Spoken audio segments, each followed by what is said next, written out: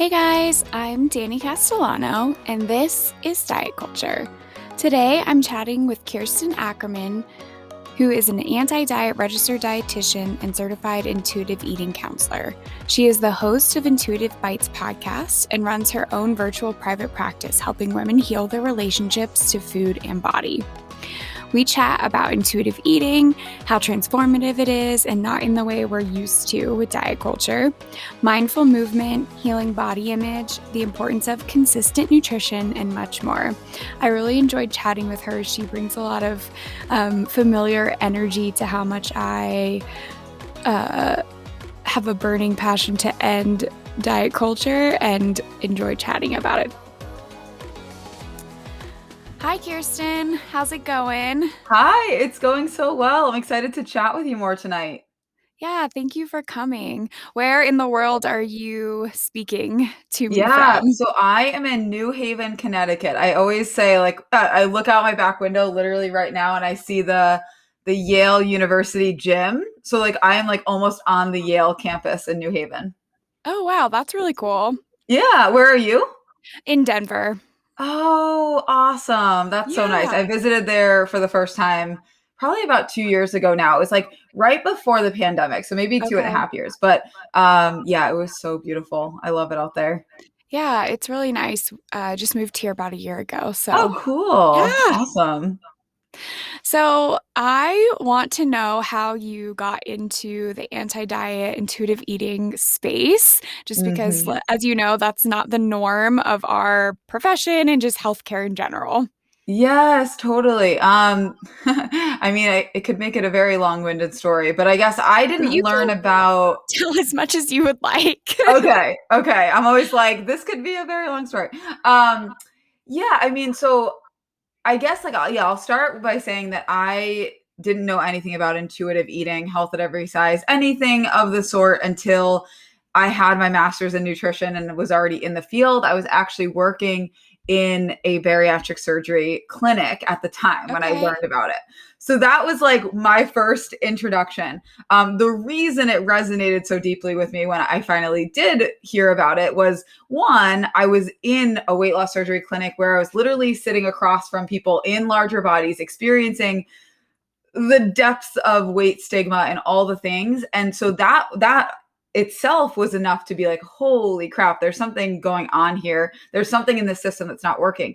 But that aside, I had struggled with my own disordered eating pretty significantly, from around the time that many people start struggling in, the middle school, Sure. high school, your body's changing, that kind of time. And that brought me through college. And really that was the reason, one of the main reasons I pursued dietetics is because I'm like, oh, well, I'm obsessed with food and stuff, and it's kind of Yeah. all I can think about, and health and my body. So maybe if I go down this path, I can figure out the answers so I can protect myself in the long run, right? I very much remember that being my mentality.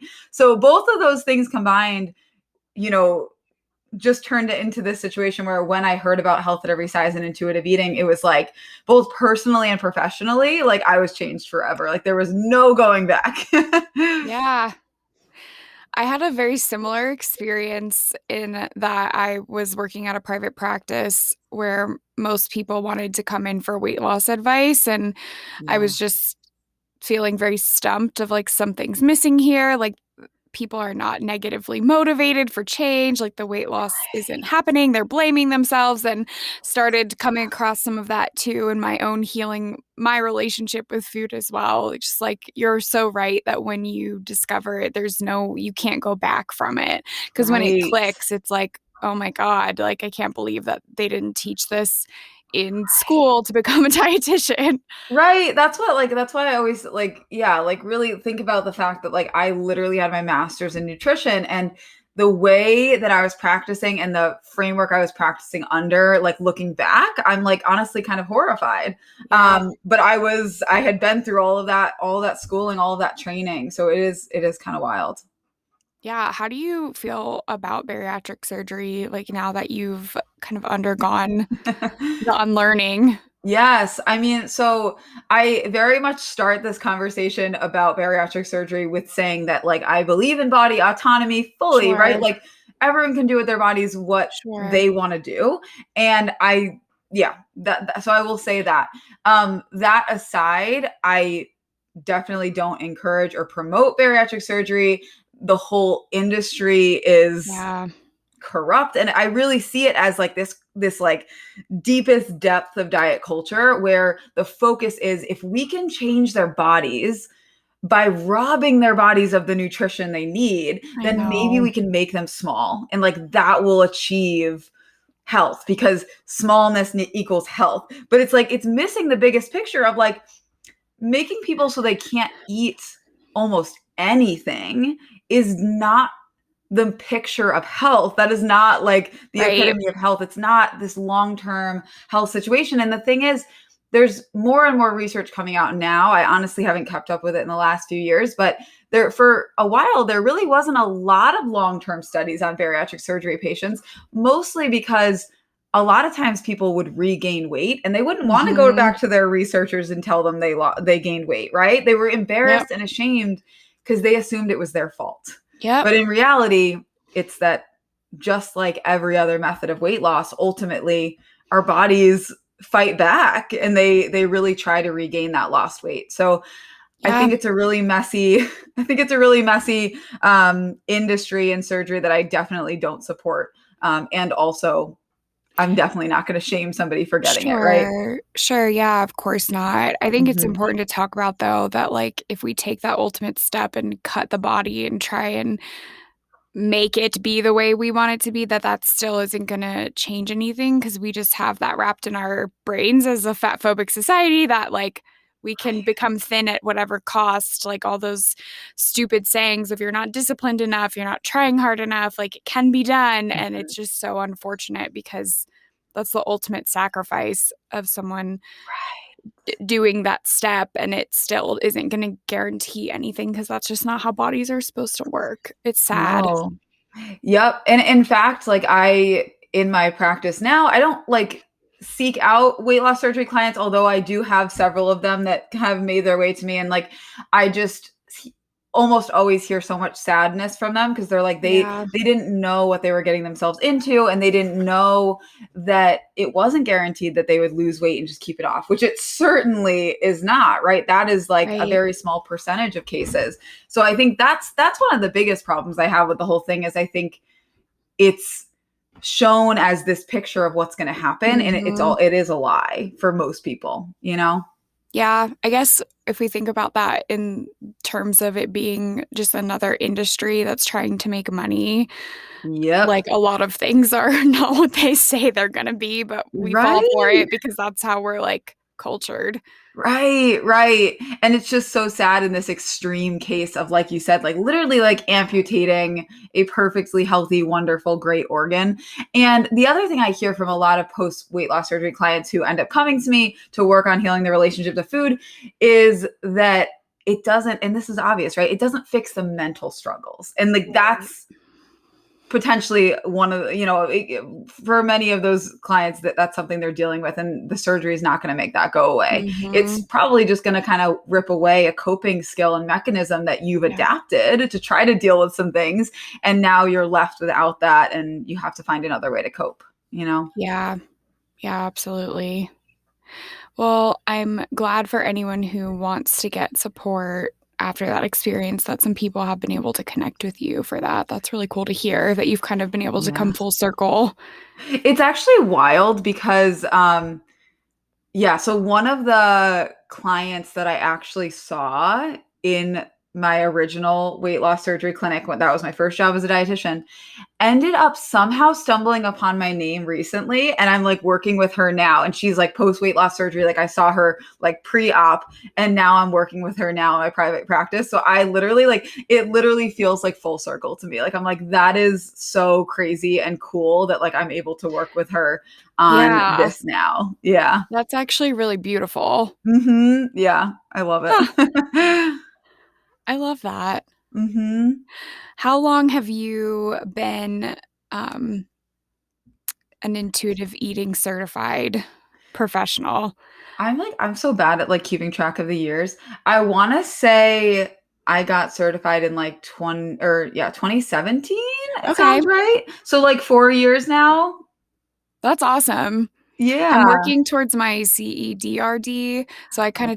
I was thinking about that one, but I decided to take a little bit of a different path. But I've been very excited to talk to you because I'm obsessed with intuitive eating. Mhm. And at the higher level of care that I'm at as an eating disorder dietitian, I don't get to have too many of those conversations just because I'm more Yeah. res PHP. So rarely Okay. ever is that an appropriate conversation to like Right. genuinely start with anyone. It's more Yeah. like forecasting that this can be something you can do in outpatient as Mhm. you continue, but not something I get. And I miss it a bit of getting to do some of I that in an outpatient know. setting. Yeah, that makes so much sense. Yeah, you're kind of yeah, you're in that acute situation whereas Mhm. like yeah, you can't I mean obviously like the intuitive eating principles and everything are probably wrapped into all the way that you're Sure. talking all of that, right? But it's Yeah. like yeah, you can't sit down and work on it. But I really do wonder how the certification has changed in the last 4 years or so. But it was so cool when I went through it. I don't know if Evelyn's still doing it herself, but Okay. she like did the group calls and everything, like literally like group coaching calls and it with her, and it was so awesome. Yeah, so I highly recommend it to anyone that's interested in it. Yeah, that's cool. I feel like Yeah, she and Elise are kind of like celebrities within I the know. dietitian world. Totally. That's why I'm like, it seems like are they gonna be able to do that forever? Like, yeah, is Evelyn gonna be able to do the calls herself forever? That seems like kind of wild. But Yeah. yeah, totally celebrities. I was looking, so Kirsten has her own podcast as Mhm. well, and I was looking through some of the reviews for Oh yeah. Intuitive Bites. Am I saying that correctly? Yes. Was the name Yep. of your podcast. And I Uh-huh. was just glancing at some of the wonderful things people were saying, and I saw this comment about um, intuitive eating being perceived as not being for males, but someone wanting to like dig into your Oh, content more. And I was wondering if you interesting. would speak on that a little bit. I know I'm putting you on the spot with that question, but I think that it's very like intuitive eating is really marketed more towards women and like healing Yeah. relationship with food. It's so stigmatized for that. And I was Yeah. curious your thoughts on it because Yeah. certainly it's not exclusive of men, but I can see where that connection could be drawn. Yeah. I guess I haven't thought a ton about it, but you're totally right. It makes perfect sense that I could see men feeling excluded. Um, I don't have a huge opinion other than like it makes me sad, right? Because I know that there are Yeah, so many men that struggle and men in my life that I've seen struggle with like body image and stuff sure. like that, right? But it takes such a different form. Hmm. Um, yeah, it takes a different form. I have had a handful of like men in my practice. It's been very few and far between. But yeah, I mean, I don't know. I think we need more voices from men who've kind of been through it because I feel like again, I feel like they would speak to it differently Yeah, than probably even the intuitive eating framework does. You know, and even the yeah. experience again of body image. I think it's so different from females. Yeah. We need to find the male dietitian to write that book. Yeah. Well, so are you familiar with Aaron Flores, who's a dietitian? uh, that name isn't ringing a bell. Okay. Yeah, Let's he's not see. like super active on like social media and stuff like that, but Okay. he is a male. I want to say he's on the West Coast and he I know you said you're in eating disorder treatment. At some point was working for Center for Discovery. But regardless, he Oh, he does talk about like male body image and all of this stuff in that light. So oh, he's that's like the cool. one I know of. Oh, well, thanks for sharing. I Yeah. found him on Instagram. I might have to reach out because I would love to get more on that Yeah. perspective. Because when I saw that review, I was like, oh, that makes me sad. That does make me sad too, and that's so interesting because I didn't see that one, but yeah, no, it's a good Just point. It makes sense. dropping things on you as we chat today. It's all good. I'm always ready. So how has that been with your podcast? When did you start that up ish? I started Intuitive Bites around I was still working at the bariatric surgery clinic, so that's how long ago it Oh was. It my must have been like gosh. yeah, it must have been like 2016, 2017-ish, and I literally recorded probably at least the first third of the podcast, like just using my Apple headphones and my phone, like literally. So I was very much in the boat of like, yeah, I just like want to talk more about this. Like when I first learned about intuitive eating and health at every size, I was like so energized and hyped. I'm like, I need to like read all the things, see all the things, consume all the content, and just like I want to talk about it. So that's why I started my Instagram and everything too. I'm like, I just want to like put things out there and like talk about this. So yeah, that's why I started it, and it just like grew into this really awesome thing where I was able to connect with so many others in the field. And yeah, it really snowballed. But it's funny to me that it just started with me like chatting like in my car, like on my phone. Yeah. Yep. That is really cool. I love Yep. your passion for it. It just really like exudes from you as you're talking, which I totally relate to. I can really nerd out Yeah. about this stuff because it's just Right. important and really great. Yes, it hits home, and especially, well, yeah, I had the energy for it in the beginning because it just hit home so much for me, and I feel Yeah. like now that I've done so much more work with clients too, and just like seen all of this shift their lives, really, it's like, how can Yeah. you not be excited about that? Yeah. Would you be able to speak to that a little bit of some of the Mm, like transformations you've seen? Because I think yeah. that it can be like a big mission of my podcast of like having these conversations is just to like throw kind of any and everything out there within the realm of Mhm. diet culture to help spark some conversations. And I think Yes. that people like first dipping their toes into the even the idea of intuitive eating, just the whole concept of it not being for weight loss when that's what we're so used to, or Yeah. it having this rap of not being like quote unquote healthy enough because you can eat whatever you want, all Yep. those things that All the people things. say. But yeah, Yeah. I think it's helpful for people to hear like truly how impactful this can be and life Mhm. changing. So I'd love to hear any Yeah. like stories that come to mind. Yeah, for sure. So, I mean, the first thing that comes to mind for me is like, it's not the kind of transformation that from when you're in diet culture, right? So Mhm. that's one of the hard things for a lot of clients that come to me. They're like, am I doing it right? Is it happening? Like, I don't see anything. Like, I can't measure it. Like, it feels right. So that feels uncomfortable, and it's harder to see and just different to see than when you have this like diet that you're on where like you're supposed to do XYZ and you can check off the box. So Right. that's like one thing I'll say. I would say in terms of like transformations, this is the way I always describe it to like incoming potential clients. Like, there are parts of this work that shift and happen very quickly, and some of Mhm. those might really surprise you because you've been struggling with them for like ever. And then there are parts of this work that are really like a longer journey, unfortunately.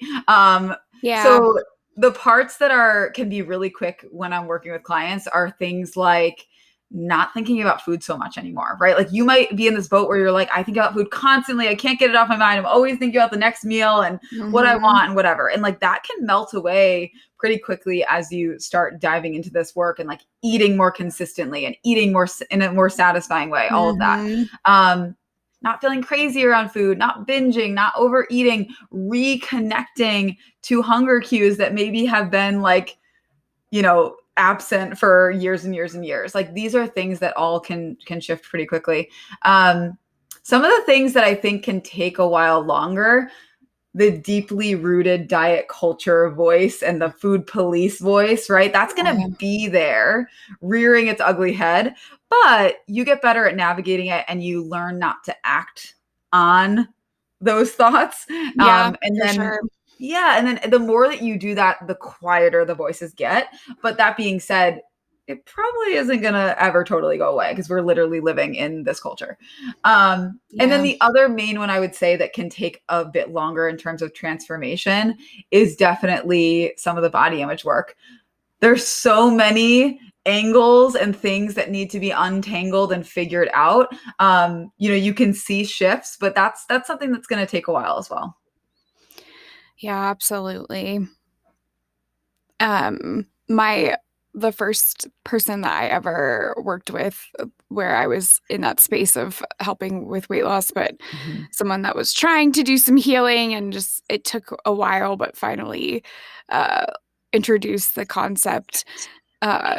she had a lot of like coming in asking, I don't know if I should be doing this anymore, like kind of what you were saying of the whole part Yes. about feeling like I can't check this off. I'm not seeing like results, quote unquote.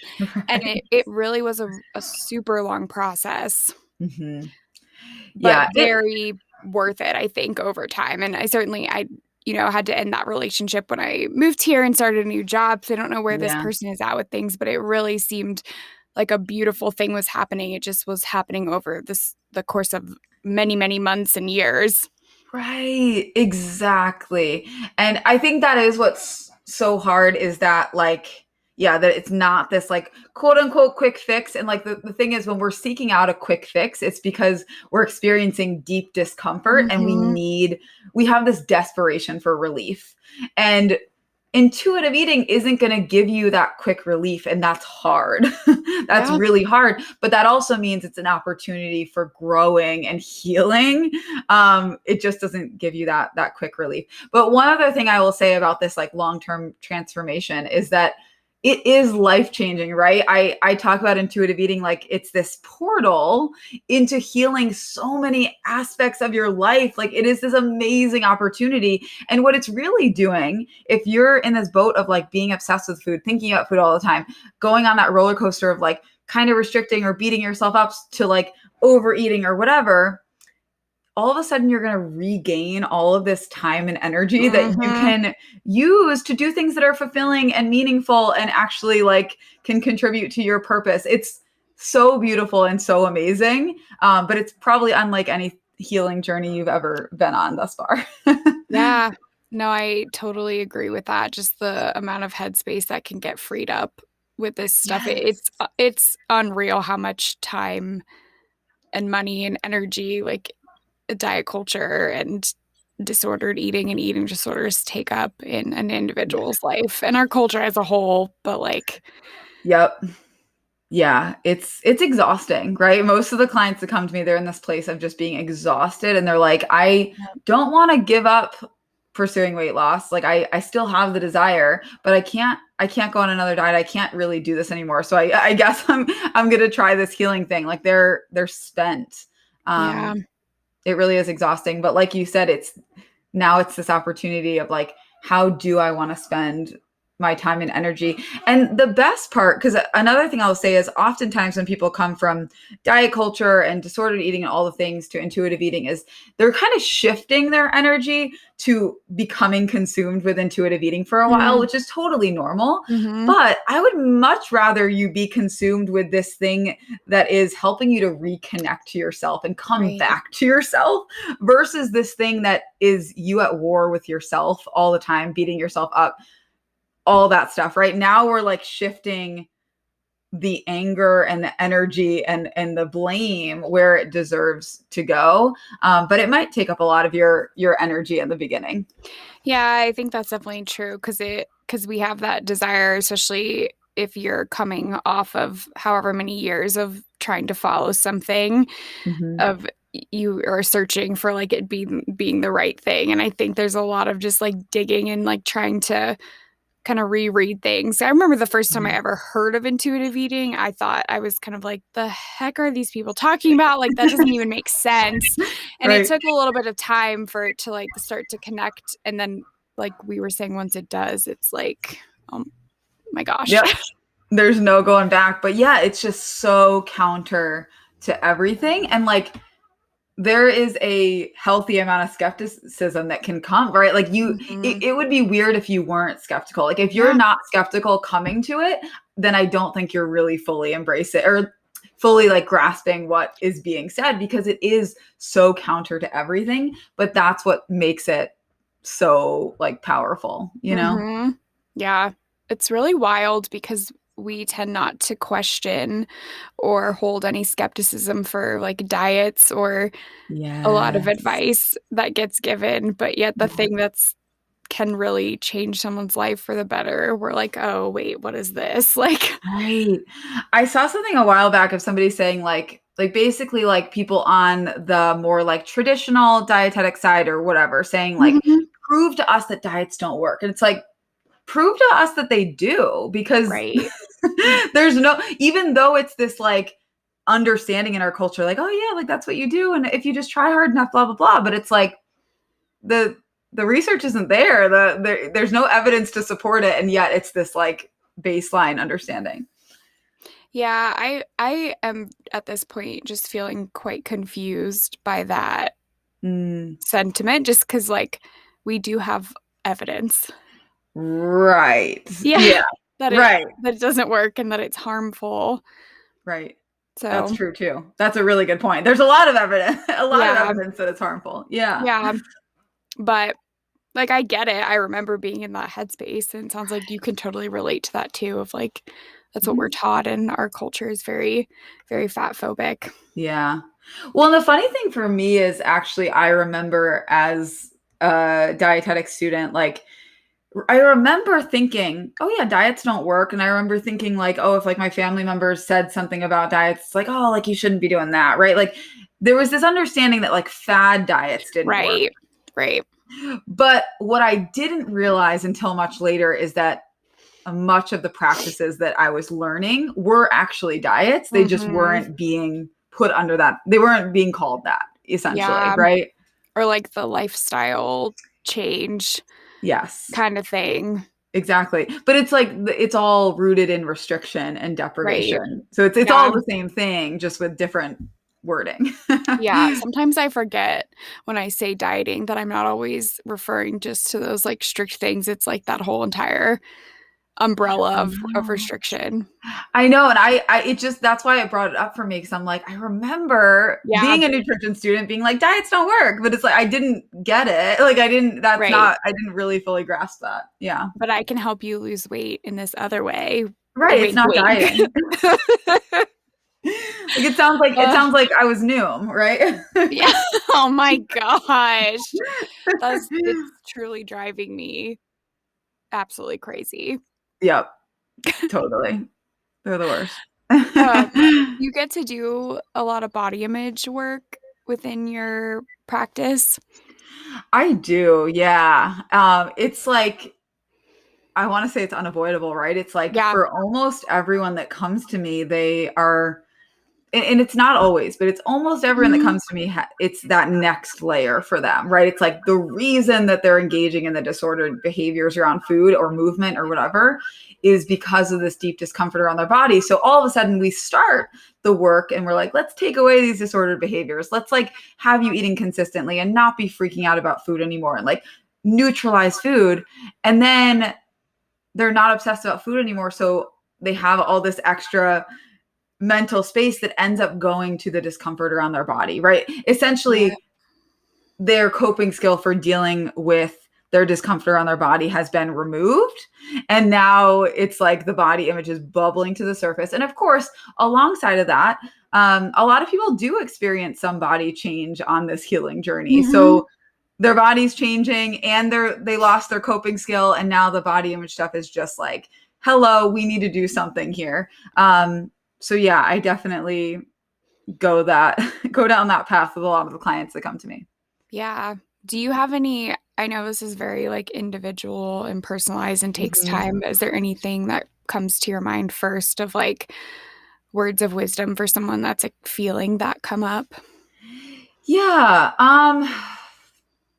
The one word of wisdom that comes to mind is remember or learning and realizing that body image and negative body image stuff is a red flag for something else going on. Mhm. Right. So if you can start to realize that and start to connect with what else is going on. So, for example, maybe what's going on is you are wearing a piece of clothing that used to fit you differently. And now it just fits a little bit differently. And you notice that and you can't stop thinking about it. Right. So, that physical discomfort in your body and the story you're telling yourself about this clothing fitting you differently Yep. is leading to these kind of obsessive thoughts. Another way of looking at it is many times when we find ourselves in these really negative body image days, there are other things going on for us, right? Maybe we're Yep. going to see somebody we haven't seen in a long time and we actually have deeper discomfort around that, but we're projecting it onto our bodies and saying, it's if only my body looked like XYZ, or I hadn't gained that weight, then this would all be really comfortable and great and easy. But really, we're just avoiding some of the other feelings that are going on for us. So again, I think the biggest thing is noticing and realizing the ways that body image is a red flag for other things going on, and getting curious about what those other things are. Yeah, I love that, because I think that saying of like fat is not a feeling, and trying to dig in Yes. deeper. And I know that we have to be mindful about that, because certainly there is a level of body size where some people are experiencing genuine like stigma in our society and don't have the Yes. access Hmm. to the same things. But I think that that still is, feelings are going to be coming up about things when we're talking about our body in a negative way, no matter what. Yep. Absolutely. Yeah. No, I think that that can be helpful to kind of reframe and really tune into what is going on for you at a deeper level. But all of that being said, like you're pointing out here, like the experience of body image and the healing process with body image is very much dictated by how much privilege you have in your body, right? It's a Yeah. different journey healing your relationship with your body when your body is overall accepted in our culture, versus one that's not. So I think that that's just important to note here. Yeah. And I think like that's something that I hope for people in their own journeys too, of like grasping the idea of privilege in so many ways. Like, it does not mean you are better, like making sure you realize that that's not what anyone's saying, but that that does Yes. make things different for you. And to not, like, we have to have compassion certainly for individual journeys, but to not recognize that that's a completely different level is very Mhm. like harmful, and probably interrupting your healing too. um True. it Yeah, That's a hard one though, to, because it's almost yeah. like you have to figure that out for yourself, Mhm. but it's also an important factor of like, social justice and its reality. So yeah, that one, Yep. it's tough. It is tough. Yeah. I feel like a lot of times people who aren't super familiar with, yeah, the concepts of privilege and all of that, they think that it's like saying that you haven't struggled too, Right. right? It's like you're in a privileged body, like you whatever, and it's like they think that it's like invalidating that maybe they've had really severe body struggles or whatever else Sure. struggles, right? Yep. But I love the way that I've heard it framed in that like privilege means that you haven't had these particular struggles because of your size, right? You Yeah. haven't had the struggle of not being able to find your size at the store, or not being able to ride on the amusement park ride or fit into the airplane seat, right? Like all of these things, like you haven't struggled because of your size in our culture. That's Yeah. what privilege is, you know? Yeah. No, it's a really good way to put it, for sure. Mm-hmm. Um, how does mindful movement, or whatever Mm-hmm. you prefer to call it, fit into all of this for you? Yes. Because that is a part of intuitive eating that I think a lot of people probably don't know. Because it's like, if Yes. you pick up the book, it's towards the end of it, but Yep. it's in there. Right. Yeah. And I feel like it's not the first thing I work on with clients, right? Like Yeah. there's all these other pieces. But it's certainly like a big part of this healing process as well. There's a lot. I think that there are different ways people have struggled with movement, right? Like, but they all come down to a similar like expectation or like should, right? So there's Yeah. people who've experienced, the over exercising and kind of really using exercise as a coping skill to deal with potentially their body discomfort or other anxieties. Maybe it's health anxiety, right?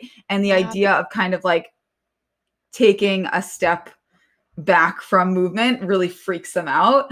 And then there are the people that I work with that really struggle to get themselves moving, or really feel like they should be doing more, or anything like that. I've been having this conversation more and more recently about how those people who aren't doing the movement, they struggle to get themselves to do it. They feel like they need to be pushing themselves to do more. And in reality, I think what they really need is to actually genuinely allow themselves to rest. And they're like, Yep. no, Kirsten, I have been resting. Like I've been allowing myself to rest too much. That's the problem. No, you Mm-hmm. haven't been allowing yourself to rest because you're judging yourself. You're telling yourself you should be doing something different. You're beating yourself up for not working out again. Right. So, really, I think this, holding this place for rest and taking a step away from movement in Yep. this process at some point, I think is really, really important. Yeah, because you're Yeah. right. If you're being still, but you're having that negative self-talk, that's just the same as if you are eating the ice cream, but you're telling Mhm. yourself that ice cream is horrible for me and I need to not eat Yes. it anymore. And I think that's a hard thing to grasp because our society really like drills that into us. Yep. And it's not going to count if you're not allowing it to Right. count. Right. It's still restriction. I think it's so true. Like people don't get that. It's like you're still restricting even if you're eating the thing Mhm. because you're not really experiencing and getting that true Yep. satisfaction and feeling of permission. But yeah, it's very much the same with the movement. Like you could be not moving at all, but you're not actually allowing yourself to rest. And you're going to continue to struggle and probably continue to resist movement because Yep. of that weird dynamic that's going on. Yeah. Have you read Carolyn Dooner's The F It Diet? Yes, I love that book. She talks a lot about uh, how long she felt the need to be still to heal her relationship with movement. Ooh, And I really yes. liked how she put that of just like that unconditional permission because it Yes. feels like some of her language kind of even goes beyond some of the like first versions of intuitive eating of like truly like I don't give a fuck like her, her whole Yep, thing literally. Sorry. because you have to like give yourself that space. And I think Yes. that is just like it feels impossible, but I really liked her content in that book of like truly just like going like Yes. hardcore into this is what I needed. Yes, I know. And I think yeah, that severe stepping away is really important for a lot of people because what's going to happen really quickly is a lot of feelings are going to come up and then Yeah. you're going to have to face them and that's great. Um she's actually Carolyn Dooner is writing a book or I think she's written it, but a second book of hers is coming out all about like resting. I'm Yeah. so intrigued. I can't wait to read that. Yeah, I'm looking forward to that too. I enjoy Yes. her writing. Yeah. The other thing that's coming to mind about the conversation around exercise, I guess I just want to put this out there because this is something I talk to clients about a lot, is keeping this in your back pocket. This question of if I knew for certain my body was not going to change with any of the movement I choose to engage in, right? No matter how much or what I do, my body size or shape or appearance will not change in any way. How would it change the way that you're engaging with movement? How often, what you're doing, the frequency, the intensity, all the things, how would it change it? And the answer might shock you, right? You might be like, oh, I would be doing everything entirely different, you know? Yep. Because certainly I have never been one of those people who like enjoys the physical discomfort of movement. I've never Uh-huh. been an athlete, and so I have a hard time connecting to that piece because I Yeah. certainly respect that and that has its place and like wonderful for people who actually do like get enjoyment out of that. But Yep. I'm much more into like things that feel certainly you're going to have some things that feel if you're building muscle perhaps a little bit uncomfy at the moment, but overall, Yeah. a joyful experience. Like, I want to be having Yeah. fun while I'm Uh-huh. doing the activity. And I feel like there's so many things that I have done in the past or that I see people doing that are just like, I just never would want to do that again in my life. And I would be very happy. And I feel like, screw that. Like, if a workout came up with having mountain climbers in it, like, I'm honestly not going to do them because I hate them. I could do them, but I'm like, ugh, it's just not even Right. worth my time. Right. And I love that. I love that because I find myself skipping things all the time with workouts and it just like reinforces for me. I'm like, oh, like it's so cool to see yourself kind of naturally doing that because you're like, oh, like Yep. I don't want to do that. So I'm not gonna, and Yep. that's fine. And that is like a whole nother thing about our culture, saying like, you know, those jokes about if I didn't have my Apple Watch on or I wasn't recording, then my workout didn't count. And it's like, nope, like you can do what you want with your body and like what your body Mhm. is able to do. Yep. And that's good enough. Yes, totally right.